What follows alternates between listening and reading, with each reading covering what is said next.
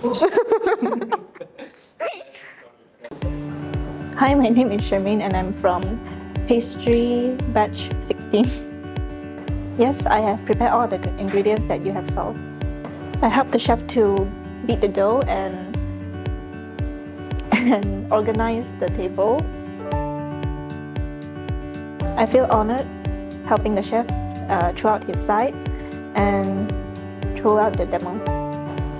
Yes, I will consider doing the croissant because it's difficult by doing the layering, the lamination. I learned that there's 3 different kind of yeast, which separates from low sugar, medium, and high sugar.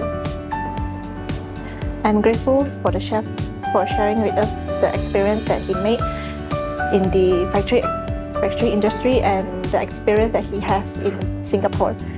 I would like to thank Golden Chef and Lesaffre for making this moment an experience for me.